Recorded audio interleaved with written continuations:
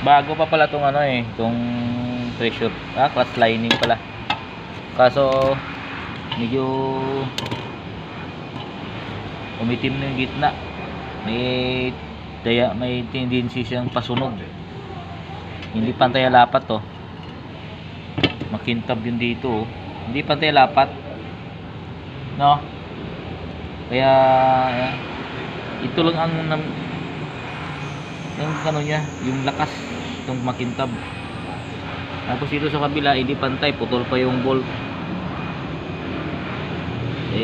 Siguro wala na magawang paraan na gumawa nito na dati. Saka malalim na rin hindi pantay yung gitna parepes na lang ito. Ito na lang ang remedyo. Repis. Ito yung hindi na kasi nagiinit. Ito kapit to. Ito kapit ito. Ito medyo sliding. Kaya yan sign ng ito, yung pasunog. Paikot. Yan dito. Tabingi yung niya di ba?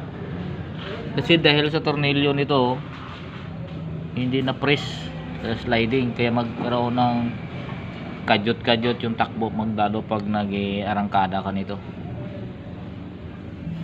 Malaki yung epekto ng isang bolt na mapuputol. Pag dandahan na yung apak mo ng gas, okay lang, pero pag i-arangkada mo, doon mo makita yung kadyot nya. Tabingi yung niya, yung dami ng puting-puting maliliit. May aksyon na siyang masusunog. Bahala na ang nito, bahala ang machine shop nito mag-pull out tong naputol na bolt. Hindi nila tinanggal dapat hindi pwede yung ganun yan, dapat pantay lahat ang tornilyo. Hindi balance ang press mo isang dangkal yung diferensya, hindi niya ma-press.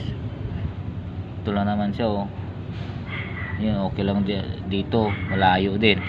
Ito lang ang press nya, yung dito wala, nakanganga yung diaphragm ito. Pati nga yung release bearing, tabi nga yung pudpud ayan Talaga mangyari yan kasi tabi nga yung pudpud kasi hindi pantay nga yung press nito. Ayan tabi nga yung kanang release bearing. Nako yan. Sige, bahala na yung machine shop nito, papalitan na ito kaya palit na lang ito bago para hindi naman masyado madugo yung gastos na may-ari.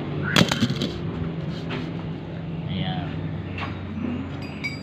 solve ang problema ni boss nito, mawala na yung kadyot-kadyot.